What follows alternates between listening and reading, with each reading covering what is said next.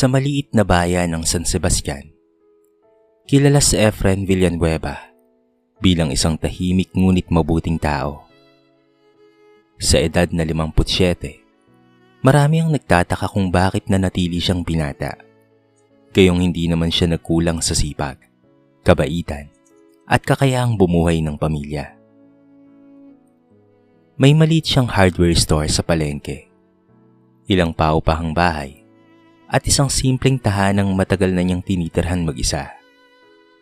Ngunit kakaunti lamang ang nakakaalam ng totoong dahilan kung bakit hindi siya nagkaroon ng sariling pamilya. Bata pa lamang si Efren noon ay sanay na siyang magsakripisyo. Siya ang panganay sa magkakapatid, kaya maaga niyang natutunang unahin ang kapakanan ng iba bago ang kanyang sarili. Nang mawala ang kanilang mga magulang, lalo siyang nagsumikap upang matulungan ang bunso niyang kapatid na si Esmeralda. Maayos sana ang buhay ni Esmeralda noon. Nakapag-asawa siya ng isang jeepney driver at nagkaroon ng 3 mga anak, sina Arman, Sunny at Feli. Ngunit isang trahedya ang sumira sa kanilang pamilya. Isang gabing umuulan, naaksidente ang asawa ni Esmeralda habang bumabiyahe. Hindi na ito umabot ng buhay sa ospital. Doon nagsimulang magbago ang takbo ng buhay ni Efren. Halos mawalan ng direksyon si Esmeralda matapos mabiyuda. Madalas itong magkulong sa kwarto habang umiiyak, at ang 3 bata na may walang ibang malapitan kung hindi ang kanilang tiyuhin. Si Efren ang nag-aasikaso ng lahat. Siya ang bumibili ng gatas at gamot ng mga bata. Siya rin ang nagbabayad ng matrikula nila hanggang makapagtapos ng pag-aaral. Kapag may sakit ang isa sa mga pamangkin, siya ang nagpupuyat sa pagbabantay. Kapag may okasyon sa paaralan, siya ang tumatayong ama. Dahil dito, unti-unti niyang nakalimutang bumuo ng sarili niyang buhay. May mga babaeng dumaan noon sa buhay ni Efren. May ilan ring nagtangkang mahalin siya. Ngunit sa tuwing maiisip niya ang kalagayan ng kanyang kapatid at pati na rin ng kanyang mga pamangkin, lagi niyang inuuna ang obligasyon. Saka na siguro ako, madalas niyang sabihin noon sa sarili. Ngunit dumaan ang mga taon nang hindi niya namamalayan. Lumaki ang 3 bata na sanay na si Efren ang takbuhan sa lahat ng kanilang mga problema. Kapag may kailangang bayaran, kay Efren kaagad ang punta. Kapag may gustong bilhin, si Efren pa rin ang hinahanap. Kahit noong makapagtapos na ng kolehiyo sina Arman at Sunny, hindi pa rin tuluyang nawala ang pagdepende nila sa kanilang tiyuhin. Hindi naman iyon iniinda ni Efren. Para sa kanya, sapat nang makita niyang maayos ang buhay ng kanyang pamilya. Pero habang tumatanda siya, mas lalo niyang nararamdaman ang pag-iisa. Tuwing umuwi siya galing tindahan, tahimik lang ang bahay. Wala siyang makausap habang kumakain. Wala ring naghihintay sa kanya tuwing gabi, kung hindi ang tunog ng electric fan at ang mga lumang orasan sa dingding. Minsan, habang nakaupo siya sa kanyang lumang silya sa kanyang terrace, napatanong siya sa sarili. Ganito na lang ba ang buhay ko? Hindi niya pinagsisisihan ang mga sakripisyong ginawa niya para sa kanyang pamilya. Mahal niya ang kanyang mga pamangkin, na para bang tunay niyang anak. Ngunit sa kauna-unahang pagkakataon matapos ng maraming taon, naramdaman ni Efren ang matinding lungkot. Lungkot na may bahagi ng buhay niyang hindi niya kailanman naranasan. Ang magkaroon ng taong magmamahal sa kanya, hindi dahil kailangan siya, kung hindi dahil pinili siya. Mula nang mapansin ni Efren Villanueva ang katahimikan ng kanyang buhay, mas naging madalas ang pagpunta niya sa palengke tuwing umaga. Bukod sa pagbili ng mga kailangan sa bahay, naging paraan niya na rin iyon upang kahit papaano'y makakita ng ibang muka at makarinig ng ingay na pansamantalang pumapawi sa kanyang pag-iisa. Isang umaga, habang namimili siya ng gulay, may isang babaeng lumapit sa kanya. Magandang umaga po, Mang Efren. Bago po itong mga kamadis. Kakababa lang kanina. Nakangiting sabi nito. Napatingin si Efren sa babae. Simple lamang ang itsura nito. Nakapusod ang buhok, walang makeup, at halatang pagod sa maghapong pagtitinda. Ngunit kakaiba ang lambing ng kanyang boses at ang bait ng kanyang mga mata. Siya si Berna Ramos. Ah, talaga ba? Mukhang sariwa nga. Nahiyang tugon ni Efren. Simula noon, halos araw-araw nang dumaraan si Efren sa pwesto ni Berna. Minsan, gulay ang binibili niya. Minsan naman ay prutas. At may mga pagkakataon rin na kahit wala talaga siyang kailangan, ay napapadaan din siya doon. Unti-unti silang nagkapalagayan ng loob. Nalaman ni Efren na maaga ring namatay ang ama ni Berna. Kaya bata pa lamang ito'y tumutulong na sa kanyang ina sa pagtitinda. Hindi nakapagtapos ng kolehiyo ang dalaga dahil inuna nitong buhayin ng pamilya. Hindi naman po nakakahiya ang marangal na trabaho. Minsang sabi ni Berna habang nag-aayos ng paninda. Napangiti si Efren. Matagal na panahon na rin mula nang may nakausap siyang ganoon kasimple, ngunit puno ng respeto at kabutihan. Habang lumilipas ang mga linggo, napansin ni Berna na tila laging pagod si Efren. Kayo po ba lahat gumagawa sa bahay? Tanong niya minsan. Oo, sanay na rin, sagot ni Efren na may pilit ng ngiti. Mula noon, paminsan-minsan ay pinagluluto siya ni Berna ng paborito niyang ulam. Kapag napapadaan ito sa hardware store, dinadalan siya ng merienda. At sa unang pagkakataon matapos ang napakaraming taon, may taong muling nag-alala para kay Efren. Doon niya unti-unting naramdaman ang bagay na matagal na niyang ipinagkait sa kanyang sarili. Kasiyahan. Ngunit hindi naging lihim ang pagiging malapit nila. Isang hapon, nadatnan ni Efren sa kanyang bahay sina Arman, Sunny at Feli. Chong, totoo bang may babae ka raw sa palengke? Diretsahang tanong ni Arman. Bahagyang natigilan si Efren. Magkaibigan lang kami. Mahina ang sagot niya. Napatawa ng mapang-insulto si Sunny. Kaibigan? Chong, halos kasing edad lang namin yun ah. Naku Chong, baka naman nagpapabola ka lang doon. Dagdag naman ni Feli, habang nakapamewang pa. Hindi umimik si Efren, ngunit mas lalong sumama ang loob niya nang magsimula ng kutsain ng magkakapatid si Berna. Malinaw naman kung bakit lumalapit sa iyo yun, Chong, sabi ni Arman. Kasi may pera ka. Chong, gamitin mo naman ang utak mo, dagdag ni Sunny. Batang babae tapos papatol sa matanda? Ano sa tingin mo ang dahilan? Parang may kung anong kumurot sa dibdib na Efren. Hindi dahil sa sarili niya, kung hindi dahil alam niyang hinuhusga nila kaagad si Berna nang hindi man lamang ito kilala. Kinabukasan, nagtungo siya muli sa palengke.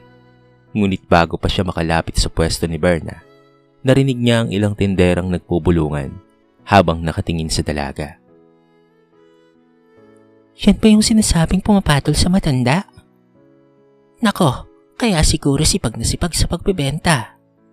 Tahimik lamang si Berna habang nag-aayos ng mga gulay. Ngunit halata sa kanyang mukha ang sakit ng mga naririnig. Doon napagtanto ni Efren ang isang bagay. Sa unang pagkakataon sa buhay niya, may taong handang masaktan at husgahan para lamang manatili sa tabi niya. Habang tumatagal ang pagiging malapit ni na Efren at Berna, lalo namang umiinit ang pagtutol ng mga pamangkin nito. Halos araw-araw ay may naririnig na masasakit na salita si Berna mula kina Arman, Sunny at Feli. Ang kapal naman ng mukha mo, minsang sabi ni Feli nang magkita sila sa palengke. Hindi ka ba nahihiya? Para ka ng anak ng Chong Efren ko. Tahimik lamang si Berna habang nagtitimbang ng gulay sa isang customer. Ngunit hindi doon natapos yon. Siguro kapag namatay si Chong, may instant buhay ka na, dagdag ni Sunny na sinasabayan ng mapang-insultong tawa. Maraming tao ang nakarinig. Ang iba'y napailing na lamang habang ang iba na may nakisama sa pangungutya. Naramdaman ni Berna ang pamumuo ng luha sa kanyang mga mata, ngunit pinili niyang magpikil. Ayaw niyang maging dahilan ng gulo sa pamilya ni Efren. Nang gabing iyon, nadatnan siya ni Efren na tahimik lamang habang nakaupo sa labas ng kanyang inuupahang kwarto. "May problema ba?" Mahinang tanong nito. Agad na umiling si Berna at pilit nang umiti.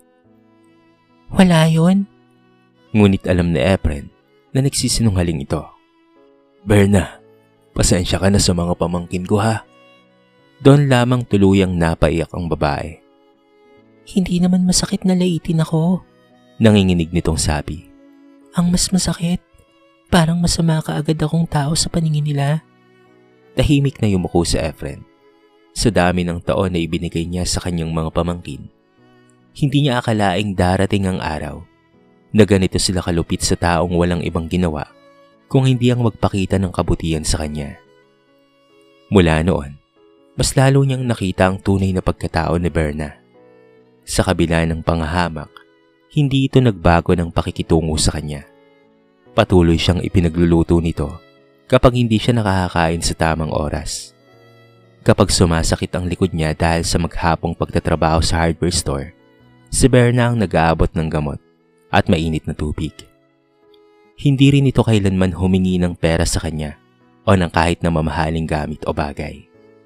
Minsan, sinubukan ni Efren na bigyan siya ng bagong cellphone bilang pasasalamat. Ngunit ibinalik iyon ni Berna.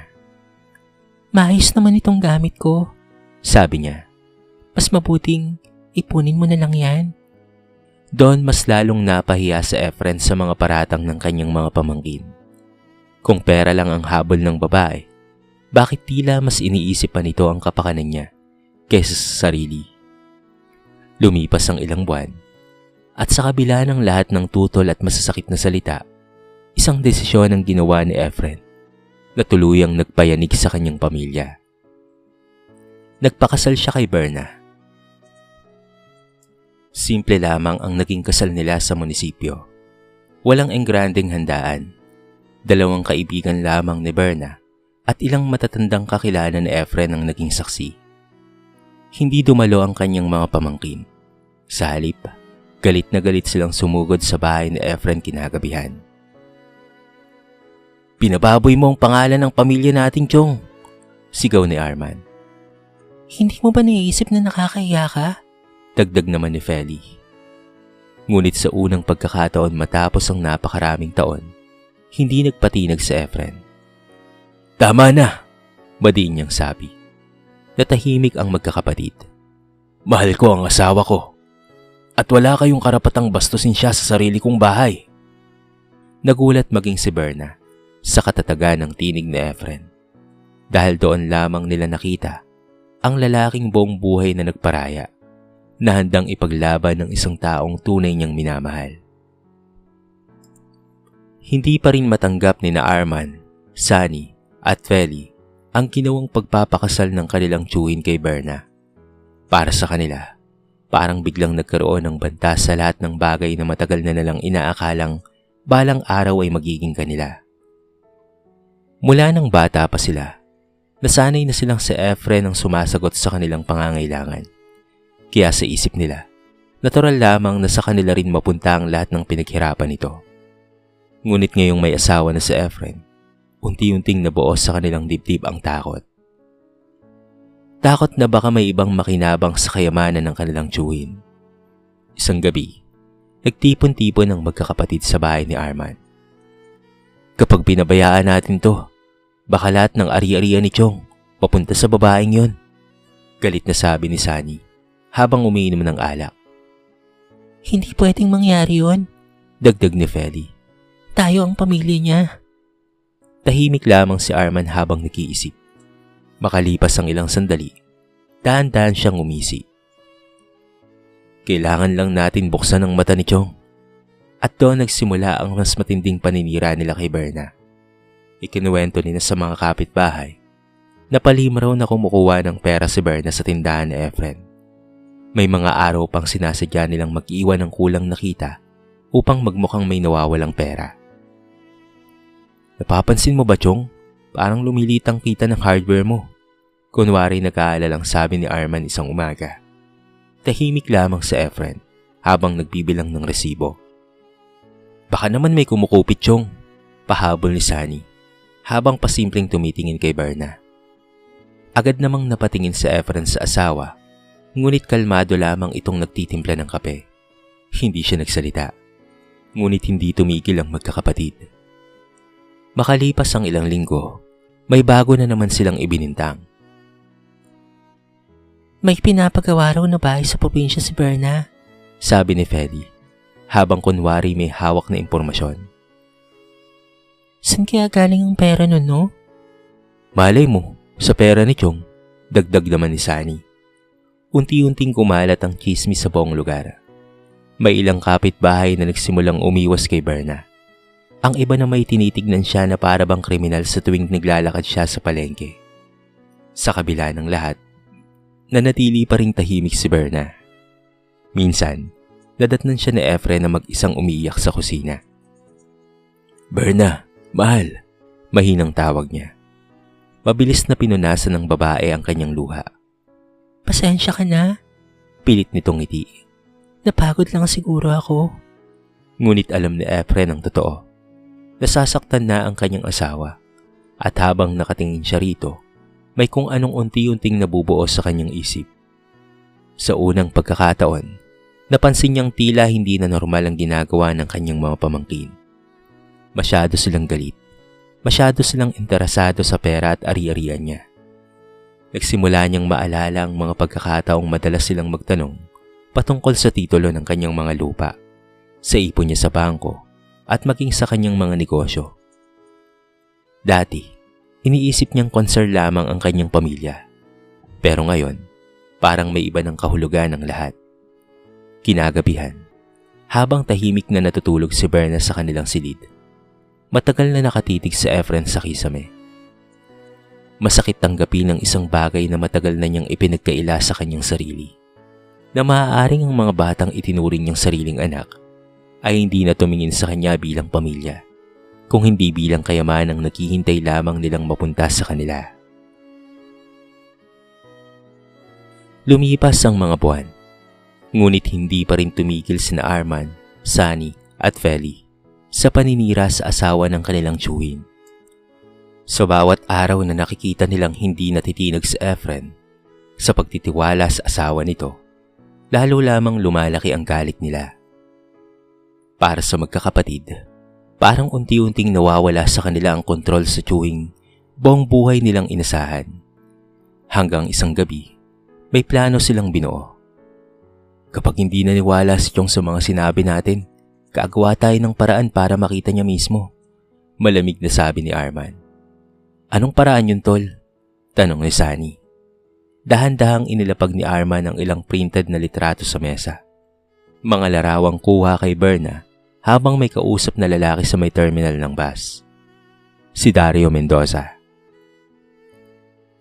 Kaibigan lang ata yan ni Berna noon sa probinsya, sabi ni Feli habang nakangisi. Hindi na importante kung ano talaga, sagot ni Arman.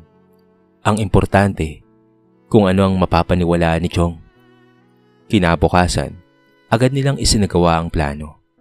Sadyang pinuntahan ni Sunny at Feli ang hardware store ni Efren habang naroon ang ilang suki at kapitbahay. Pitpit nila ang mga litrato. Chong, hanggang kailan ka magpapaloko? Malakas na sigaw ni Sunny. Nagulat ang lahat sa loob ng tindahan. Lumabas si Berna mula sa opisina habang hawak ang listahan ng mga paninda. Ano na naman bang problema? Mahinang tanong nito. Mabilis na ibinagsak ni Feli sa mesa ang mga litrato. Ay ang asawa mo, Chong, sigaw niya kay Efren. Habang nagpapakahirap ka rito, may ibang lalaking pinaglalaanan ng pera mo. Nanlaki ang mga mata ni Berna nang makita ang larawan. Natahimik muna siya bago nagsalita. Kilala ko si Dario pero... Tumigil ka na, putol ni Sunny. Buong bayan, alam nang ginagamit mo lang ang Chong namin. Unti-unting dumami ang mga taong nanonood sa labas ng tindahan. May mga nagbubulungan. May mga nakatingin kay Berna na para bang nahuli itong gumagawa ng krimen. Namutla si Efren habang hawak ang mga larawan. Hindi totoo yan, mahina niyang sabi. Hindi totoo, Chong, singhal ni Arman. Bulag ka po ba? Bata pa yung babaeng yan. Akala mo ba mamahalin ka niya ng walang dahilan? Tahimik na tumulo ang luha ni Berna. Hindi dahil sa mga paratang, kung hindi dahil sa sobrang kahihiyang ipinaranas sa kanya ng mismong pamilyang ilang beses niyang sinubukang respetuhin. Wala akong ginagawang masama. Nanginginig niyang sabi. Kaibigan ko si Dario. Ngunit walang gustong makinig. Patuloy sa pagsigaw si Sunny, habang si Feli namay kunwari umiiyak sa galit para lalong paniwalaan ng mga tao ang kanilang palabas. At sa gitna ng kaguluhan, biglang napahawak si Efren sa kanyang dibdib. Chong! Chong! Sigaw ni Arman. Bahagyang napaupo si Efren habang hirap huminga. Mabilis siyang inalalayan ni Berna. Tumabi kayo. Umiyak nitong sigaw. Hindi niya kayang stress. Ngunit kahit nanghihina si Efren, narinig pa rin niya ang huling sinabi ni Sunny. Kapag namatay si Chong dahil sa'yo, kasalanan mo ang lahat ng to. Parang punyal iyong bumaon sa puso ni Berna. Habang yakap niya ang asawa sa gitna ng mga matang mapangusga, ramdam niyang unti-unti nang nadudurog ang pamilyang minsang pinakamahalaga kay Efren.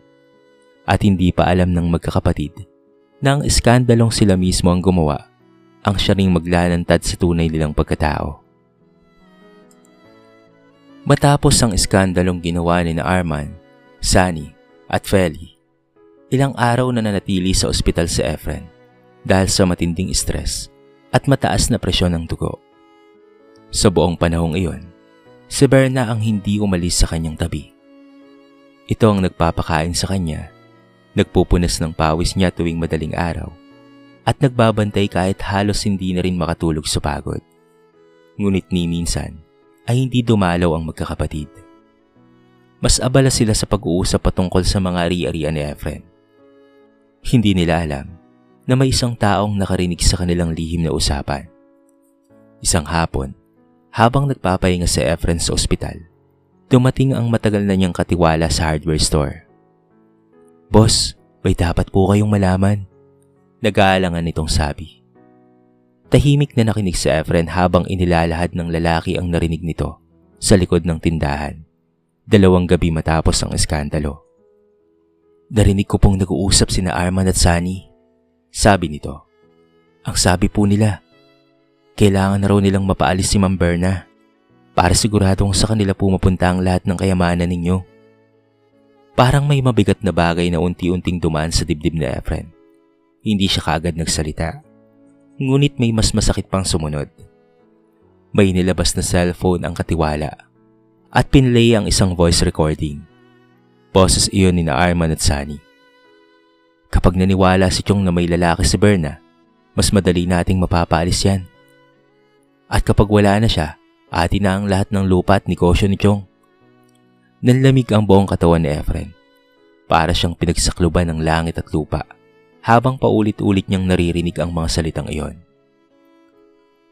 Mga batang minsan niyang pinuhat, mga batang itinuring niyang sariling anak. Sila pala mismo ang handang manira at manloko para lamang sa pera.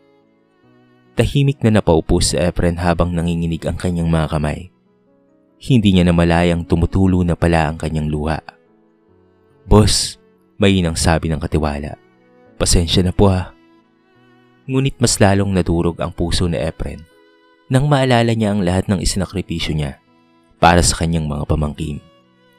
Ang mga gabing wala siyang tulog para may maipakain sa kanila. Ang mga pagkakataong tumangki siyang magkaroon ng sariling pamilya upang hindi mapabayaan ang mga ito. At ngayon, ganito lamang pala ang tingin nila sa kanya. Isang matandang may perang naghihintay nilang mapakinabangan. Kinagabihan, dumating si Esmeralda sa ospital matapos niyang malaman ang nangyari. Pagpasok pa lamang nito sa silid, umiiyak na ito.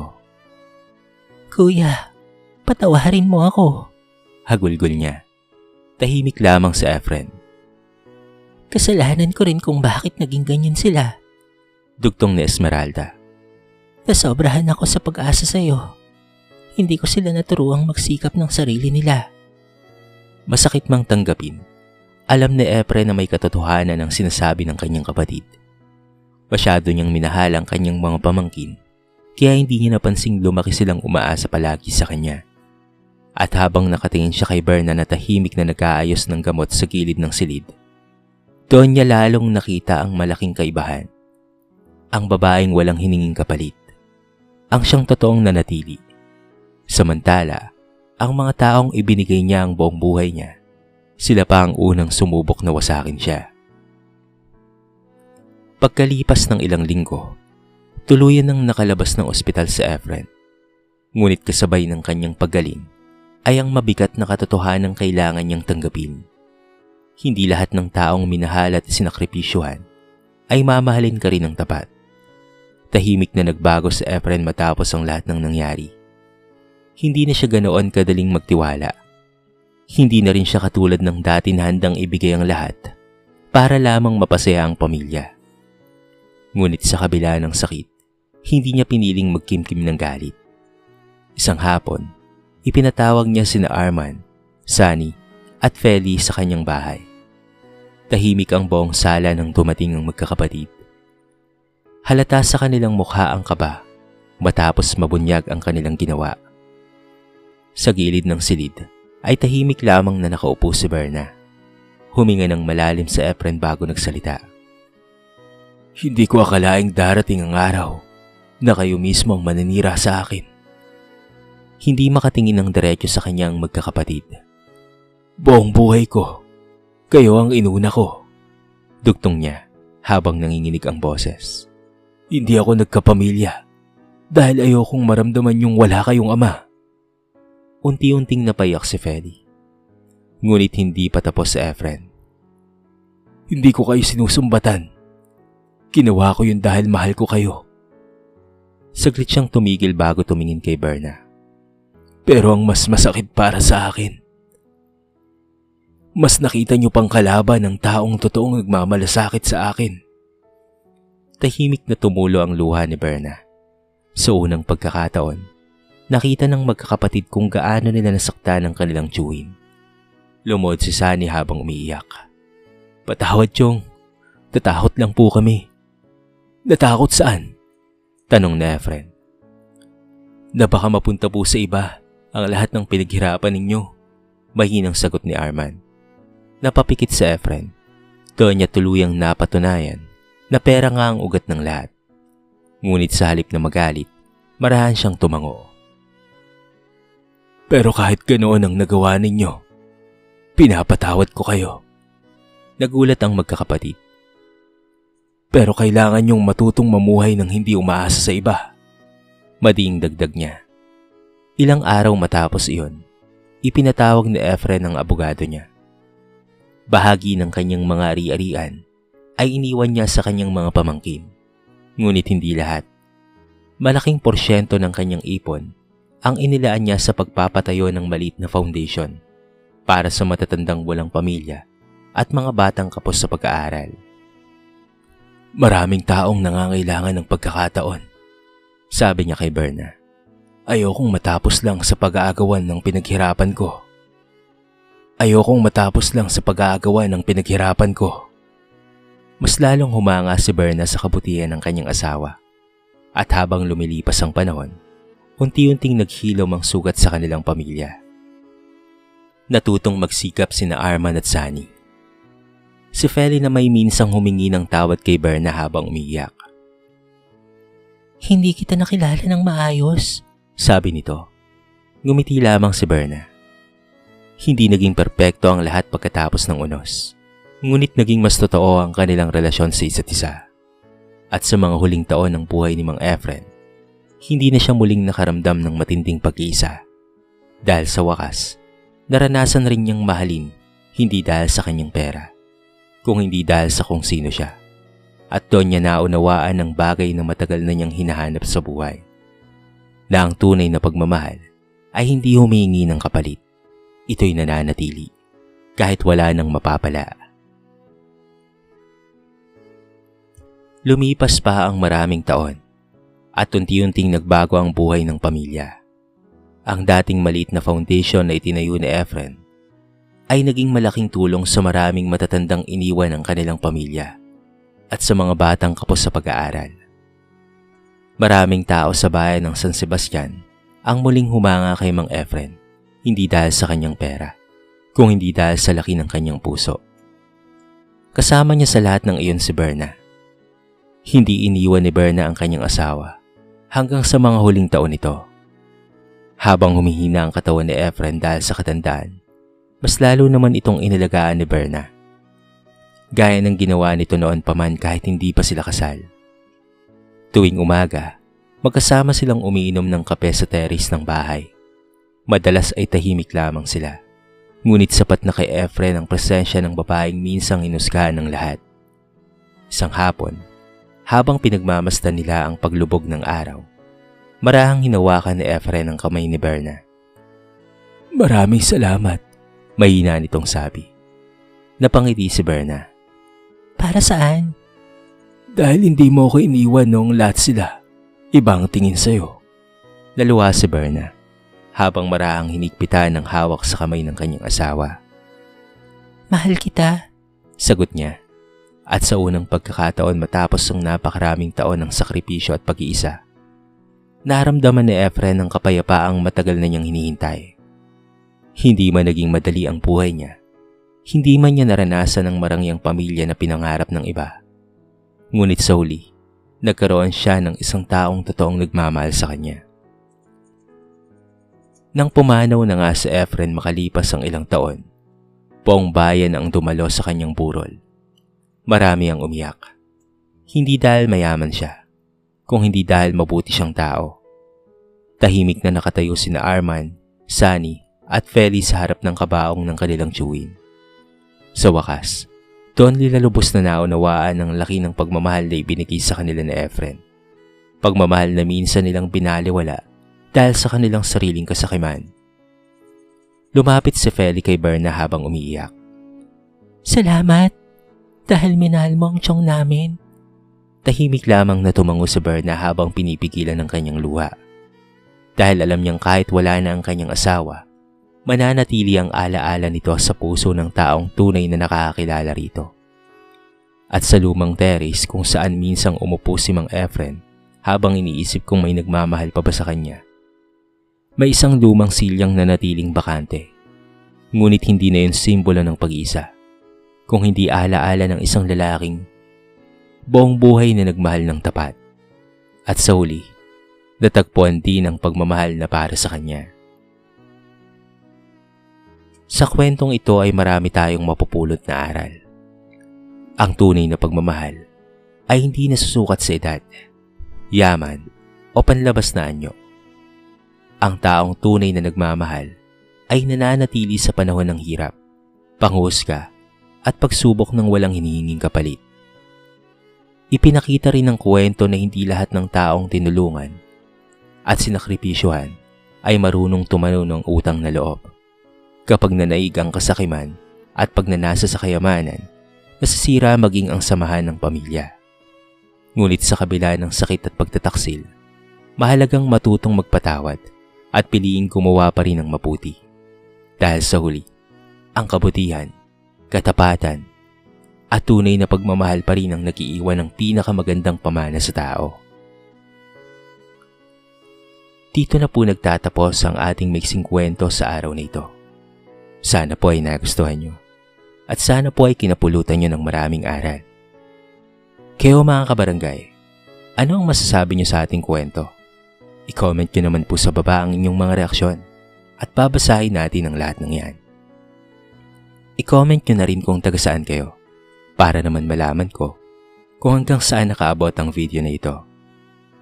Paki-like and share na rin po ang ating kwento para mapakinggan rin ng iba.